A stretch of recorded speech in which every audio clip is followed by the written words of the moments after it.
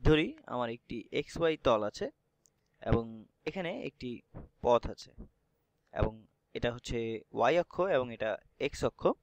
আর আমার পথটা দেখতে এরকম হবে। তো ধরি এটা একটি বিধি নিরপেক্ষ পথ। তো আমরা ঘড়ির বিপরীত দিকে যাচ্ছি। এভাবে আমরা এই পথ ধরে আমরা এই পথকে বলতে পারি যে আমরা এই ঘড়ির বিপরীত দিকে যাচ্ছি এবং আমরা এই পথকে বলতে পারি যে এটা সি। তো ধরি যে আমরা একটি ভেক্টর ক্ষেত্র আছে এবং আমাদের এই ভেক্টর ক্ষেত্র একটু আলাদা, আমরা এটাকে বলবো P. P of x y এর শুধু আই উপাংশ আছে এবং এর সব ভেক্টর কেবল আই ইউনিটের ভেক্টর গুণনীয়ক। তাহলে এই পি, এই বড় হাতের পি এক্স ওয়াই গুণ এই ভেক্টর একক আই এবং এখানে কোনো জে উপাংশ নেই। আমাদের এই ভেক্টর ক্ষেত্রে এটা দেখলে যে এই সবগুলি ভেক্টর আমাদের আই ভেক্টর এককের গুণনীয়ক, অথবা এরা ঋণাত্মকও হতে পারে। তো তারা এই দিকেও যেতে পারে, কিন্তু এগুলি বাঁকাভাবে বা উপর দিকে যাবে না। তো এরা কেবল বাম থেকে ডানে অথবা ডান থেকে বামে যেতে পারে। তো এই ভেক্টর ক্ষেত্রটা দেখতে এরকম হবে। এখন আমি যা করতে চাই তা হলো যে আমি একটি বদ্ধ ফাঁসে একটি রৈখিক সমাকলন করতে চাই এই পি ডট ডিআর এর জন্য। এখন এটা হচ্ছে একটি সাধারণ পন্থা এই রৈখিক সমাকলন করার জন্য।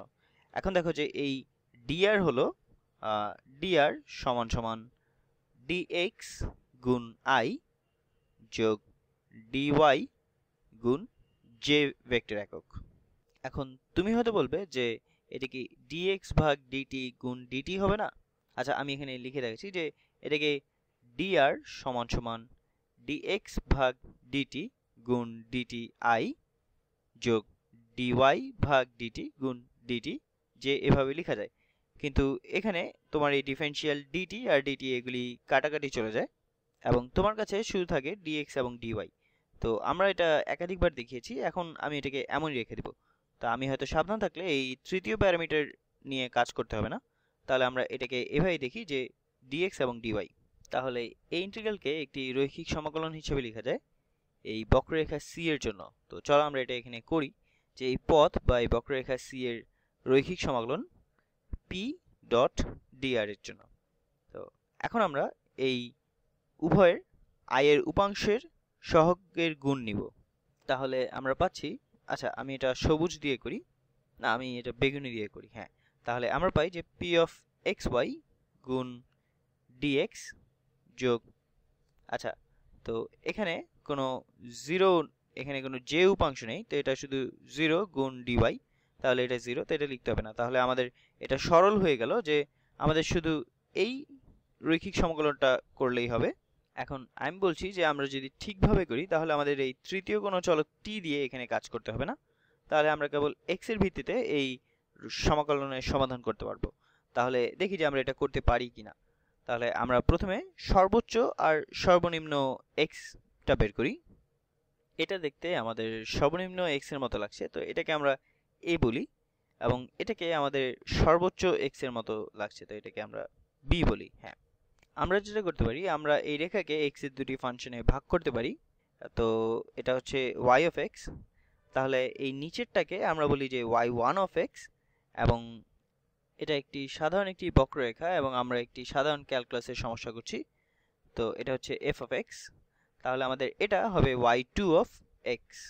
এখন তুমি দুইটা পথ কল্পনা করতে পারো যে এটা হচ্ছে ওয়াই ওয়ান অফ এক্স, এবং আমি অন্য একটা রং দিয়ে করি, এটা ম্যাজেন্ডা। হ্যাঁ, তো এই পথটা হচ্ছে ওয়াই ওয়ান অফ এক্স, তো এটা দিয়ে সংজ্ঞায়িত, এবং এখানে আমরা এক্স সমান এ থেকে এক্স সমান বি তে যাই।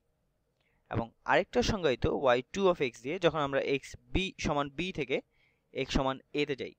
তো এইটা আমাদের এই রেখা। এবং তাহলে আমরা যা করতে পারি যে সেটা হলো আমরা একটি ইন্টিগ্রাল আবার লিখতে পারি, যেটা আমাদের এই ইন্টিগ্রাল আসলে একই জিনিস, যেহেতু এটা এই ইন্টিগ্রালের সমান। তো প্রথমে আমরা এই প্রথম পদ যেটাকে এক্স সমান এ থেকে এক্স সমান বি তে যাচ্ছে, এটা হলো পি অফ এক্স। আমি বলতে পারি এখানে যে এটা হচ্ছে পি অফ এক্স এবং ওয়াই, কিন্তু আমরা জানি যে এই ওয়াই হচ্ছে আসলে এক্স এর একটি ফাংশন, তো এটা ওয়াই ওয়ান অফ এক্স। তাহলে আমরা এটা বলতে পারি যে এক্স আর ওয়াই ওয়ান অফ এক্স, অর্থাৎ যেখানে আমরা ওয়াই দেখবো আমরা এটাকে ওয়াই ওয়ান অফ এক্স বসাবো এবং ডিএক্স। তাহলে এই দিয়ে এটা হলো প্রথম পদ, আমরা একই রং দিয়ে করব। তাহলে তুমি হয়তো বুঝতে পারছো যে এটা হচ্ছে সি। তো এটা আসলে এই বক্ররেখার প্রথম অর্ধেক, এটা আসলে ঠিক অর্ধেকও না। তাহলে এখন আমরা এই বিন্দু থেকে এই বিন্দুতে এটা নিয়ে যাচ্ছে, তাহলে আমরা এই বৃত্তটা শেষ করতে চাই। তো আমরা এটা করব যে এটা হবে, আমি হলুদ দিয়ে করি, তো এটা সমান হবে, আচ্ছা দুঃখিত, আমরা আসলে এই দুইটা যোগ করতে হবে। যোগ ইন্টিগ্রাল x সমান b থেকে x সমান a পর্যন্ত। তো x সমান b থেকে x সমান a পর্যন্ত, এবং আমি এটা এখন একই রঙে করব। তো p অফ x, আর আবার এখানে y এর বদলে হবে y2 অফ x। তো যেখানে আমরা y দেখব সেখানে আমরা এই y2 অফ x বসাবো, তাহলে y2 অফ x গুণ dx। এখন এটা মজার হয়ে উঠছে, তো তুমি হয়তো বুঝতে পারছো যে আমি এটা নিয়ে কি করব। এটা হলো C2 রেখা, এবং আমার মনে হয় তুমি এটা পছন্দ করবে যে আমি যদি এটাকে C1 আর C2 কে একসাথে করি, তাহলে আমাদের এই পুরো রেখাটা আমরা পাবো। এবং দেখো যে আমরা এই ইন্টিগ্রালকে যদি একটু সহজ করতে পারি কিনা। আমি যে করতে চাই তাহলে যে আমরা এদের শেষ বিন্দুকে একই করতে চাই। তাহলে যদি তুমি এই a আর b কে এখানে বদল করো, তাহলে এখানে ঋণাত্মক ইন্টিগ্রাল করে দেবে। তাহলে তুমি এটাকে a থেকে b করবে, আর এটা a, তারপর এই যোগ চিহ্নকে এটা বিয়োগ করে ফেলবে। হ্যাঁ, এখন এটাকে আমরা লিখতে পারি যে সমান সমান ইন্টিগ্রাল a থেকে b পর্যন্ত, এইটার জন্য যে এই p অফ x এবং y1 অফ x বিয়োগ, আমি এটা হলুদ রঙে লিখি, যে p অফ x এবং y2 অফ x, এবং তারপর এই পুরোটার জন্য এটা ব্র্যাকেট হবে dx। এখন আমি একটু ঘোরালো জিনিস করব, তো আমার মনে হয় যে ভিডিও শেষ হতে হতে তুমি এটা পছন্দ করবে। তো এটা খুব সহজ একটা হিসাব। আমি যা করব যে আমি এই দুইটাকে অদল বদল করব। তো আমি পুরো জিনিসটাকে -1 দিয়ে গুণ করব, এবং তারপর আবার আমি -1 দিয়ে গুণ করব। তাহলে -1 দিয়ে গুণ করলে যদি আমরা দুইবার গুণ করি তাহলে এটা আসলে একই থাকবে, তো এটা কোনো বদলাবে না। তাহলে আমি এই দুইটা জিনিসকে বদল করি, আমি ভিতরটাকে -1 দিয়ে গুণ করি, তাহলে এটা সমান হবে ইন্টিগ্রাল a থেকে b পর্যন্ত। আচ্ছা, আমি যদি এই ভিতরেরটাকে -1 দিয়ে গুণ করি, আচ্ছা প্রথমে আমি dx টা লিখি। হ্যাঁ, তো dx। এখন আমরা যদি এই ভিতরেরটাকে আমরা -1 দিয়ে গুণ করি, তাহলে আমরা পাই p অফ x এবং y2 অফ x বিয়োগ p of x y1 of x। তো এখানে আমি এখন বাইরেও আমাদের -1 দিয়ে গুণ করতে হবে, কারণ আমরা এই ইন্টিগ্রালটাকে আসলে বদলাতে চাই না। তো আমরা এটাকে একই রাখার জন্য এখন বাইরেও আমরা -1 দিয়ে গুণ করব। তাহলে এখানে দেখো যে আমাদের ইন্টিগ্রালটা কিন্তু আসলে বদলায়নি, কারণ আমরা দুইবার -1 দিয়ে গুণ করেছি, তাহলে এটা যা ছিল এখনো তাই আছে। তো এটা সমান হচ্ছে এটা, তাহলে আমাদের ইন্টিগ্রালটা আসলে বদলায়নি।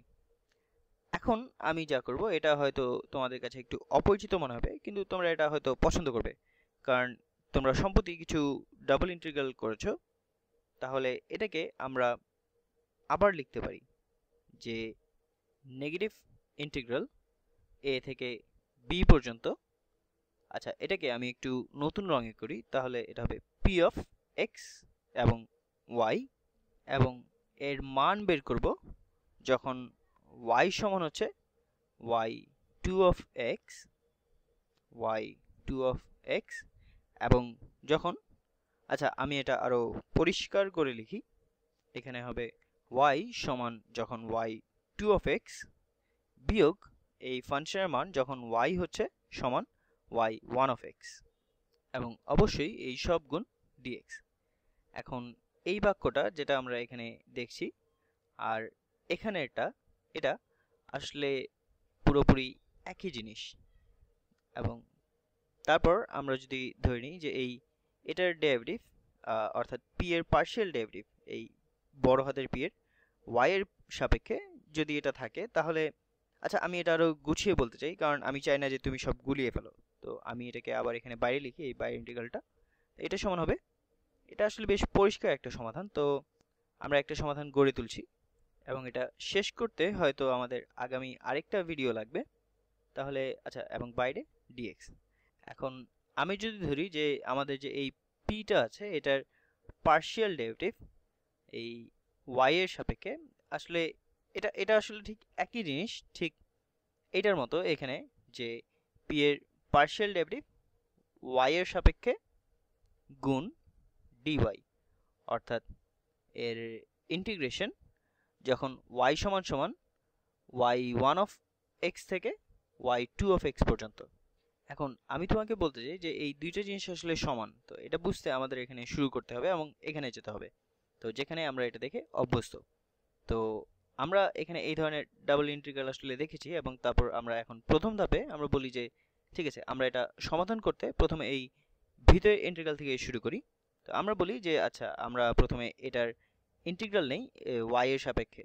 তাহলে এই y এর সাপেক্ষে এই পার্শিয়াল p এর ইন্টিগ্রাল হবে যে তুমি আসলে শেষ পর্যন্ত p পাবে, যেহেতু এটা ডেফিনিট ইন্টিগ্রাল। তো এর সীমা হবে x এর ভিত্তিতে এবং আমরা এর মান বের করব যখন y সমান হয় y2 অফ x, এবং তা থেকে আমরা বিয়োগ করব যে যখন y সমান হয় y1 অফ x। এবং সাধারণত আমরা এরকম কিছু দিয়ে শুরু করি এবং এরকম কিছুতে যাই। তো এখানে একটু অন্যরকম, এটা আমরা সমাধান দিয়ে শুরু করেছি এবং আমরা এটা কিসের ইন্টিগ্রাল সেটা বের করেছি। তো আশা করি তুমি এটা বুঝতে পারছো যে আমরা এখন এর সমাধান বের করেছি এবং এটা আমরা উল্টোভাবে করেছি আমরা সাধারণত যেটা করি তার চেয়ে। তো আচ্ছা, আমি এখন একটু পিছিয়ে যাই যে এটা কি। তো আমার একটি ফাংশন আছে যে, এবং আমি ধরে নিচ্ছি যে p এর পার্শিয়াল ডেরিভেটিভ y এর সাপেক্ষে এটা আছে। তো আমার একটি ফাংশন আছে এই xy তলে, এটা সংজ্ঞায়িত করা। তো তুমি জানো যে এটা ত্রিমাত্রিক। আমি আর একটু পরিষ্কার করে লিখি, তাহলে এটা হচ্ছে y, এটা x, এটা z। হ্যাঁ, এবং তাহলে তুমি এটা বুঝতে পারছো যে এটা একটি তল এবং আমাদের p এর পার্শিয়াল x এর সাপেক্ষে। তো এটা হলো আমাদের একটি তল যেটা xy তলে আছে। তো এখন আমরা কি করব, আমরা এটাকে ডাবল ইন্টিগ্রাল করছি এই তলের জন্য, এবং এর সীমা হলো যে y সমান y1 অফ x থেকে y2 অফ x পর্যন্ত। তাহলে তোমার ওই বক্ররেখাটি আছে এবং এটা y2 হলো উপরে এবং y1 হলো নিচে, এবং আমরা আসলে এর উপরের যে আয়তন, এই উপরের আয়তনটা আমরা আসলে এখানে বের করছি। এটা তুমি এভাবে চিন্তা করতে পারো যে এর ভিত হবে এই ভিতরের এই ক্ষেত্রফলটা যেটা এই বক্ররেখার মাঝে আছে, তো এই ক্ষেত্রফলটা, এবং এর উচ্চতা হলো এই p এর পার্শিয়াল y এর সাপেক্ষে। তাহলে এই উচ্চতা হলো যে p এর পার্শিয়াল y এর সাপেক্ষে। তো এটা আমার জন্য আঁকাটা আসলে একটু কঠিন, তো এটা এক ধরনের আয়তন। এবং এখন আসল সমাধান হলো যে আচ্ছা, এই আসল সমাধান এই এলাকাকে আমরা যদি r বলি, তো আমাদের এই রৈখিক সমাকলনকে আমরা আর একটু সহজ করলাম। এটা আসলে একটু অসাধারণ ছিল কারণ এটা শুধু x উপাংশ ছিল এই ভেক্টরের ক্ষেত্রে। তো এটাকে আমরা সরল করলাম এই রৈখিক সমাকলনকে। আচ্ছা, আমার এইটা লেখা উচিত কারণ এটা হচ্ছে আমার আসল সমাধান। আমরা এইমাত্র প্রমাণ করলাম যে এই ক্লোজড ইন্টিগ্রাল বা বদ্ধ সমাকলন এই বক্ররেখা c এর জন্য হচ্ছে p অফ x এবং y গুণ dx। তো এটা সমান হচ্ছে, আমরা এইমাত্র প্রমাণ করলাম যে এটা সমান হচ্ছে এই ডাবল ইন্টিগ্রাল এই পুরো r এলাকাটা জুড়ে, তো r এলাকা জুড়ে p এর পার্শিয়াল y এর সাপেক্ষে এর জন্য, এবং গুণ dy গুণ dx, অথবা আমরা এটাকে লিখতে পারি যে গুণ dA, বা তুমি যা ইচ্ছে তাই লিখতে পারো। তো এটা হচ্ছে ডাবল ইন্টিগ্রাল এই r এলাকা জুড়ে। তো এখানে পরিষ্কার ব্যাপারটা হলো যে এখানে আসল সমাধান হলো যে এই ভেক্টর ক্ষেত্রে আমাদের কেবল x উপাংশ আছে যেটার রৈখিক সমাকলনকে এই এলাকার উপরের ডাবল ইন্টিগ্রালের সাথে সংযুক্ত করতে পেরেছি। তো এখানে আসলে আসল জিনিস বলে গেছি, তো এখানে একটি ঋণাত্মক চিহ্ন আছে, এখানে নেগেটিভ চিহ্ন হবে, তাহলে বিয়োগ। আমরা এখানে বিয়োগটা বসাতে পারি অথবা এখানে বসাতে পারি। তো তুমি আসলে ধারণা পেয়েছো। তো এখন আমি আগামী ভিডিওতে এই ভেক্টর ক্ষেত্র নিয়ে একদম একই জিনিস করব, শুধু সেখানে y ভেক্টর দিকে হবে।